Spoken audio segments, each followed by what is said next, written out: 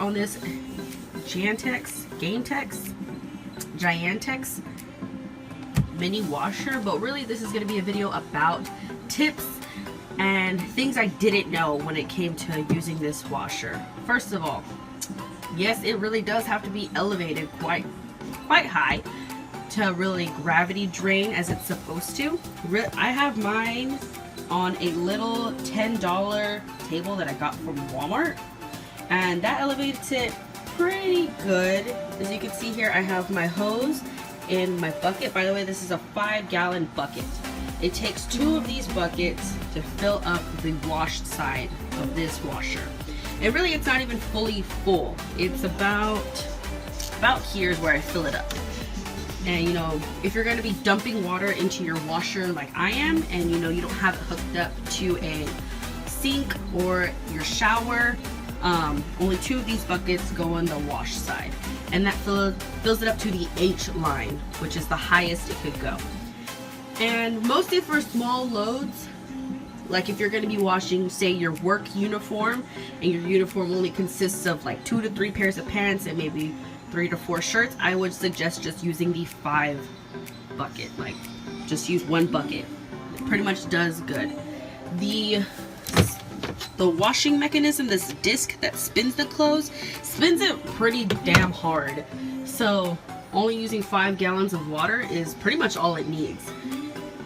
And you really do just need the tiniest amount of soap. I have here the Gain, and this little top right here, I pretty much only fill it up to right here. Pretty much, if it coats the bottom of the cap, that's as much soap as I use. I made the mistake of using a little more than that, and it was Bubble City in there. It took 2 rinses to rinse away all the bubbles. So really, be very tight with the soap. Don't get crazy with the soap, because you're gonna have a very big bubble situation on your hands. Another thing is this little disc right here. This comes with your washer. Make sure it's nice and flat on your clothes. At one point I had spun a load, and it wasn't much. It was honestly maybe like a shirt and some shorts and a few socks, and this thing was rattling like crazy.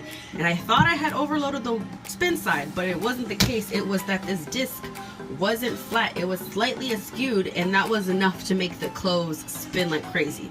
So whenever you use it, you know, you might not actually be overloading the spin side. It might just be that the disc is, you know, slightly off.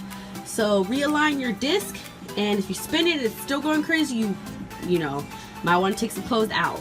But also, with this thing, I find the best way to make sure your clothes are going to be spun correctly is that if you push it down slightly.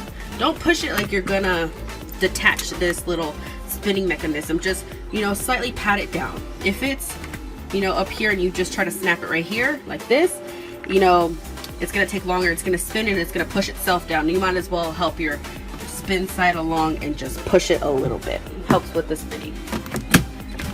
Also, if you are cheap like me, you know, you work in like a minimum wage job and you scrape together your little pennies to get this baby right here, and you don't want to buy a drying rack to dry your clothes, I suggest getting these little snap clips that I got at Walmart.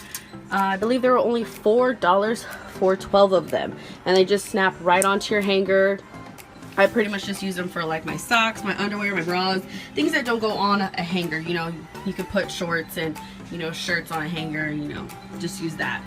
And that was way cheaper than buying a drying rack, and that's what I'm here for, is the cheapness. Also,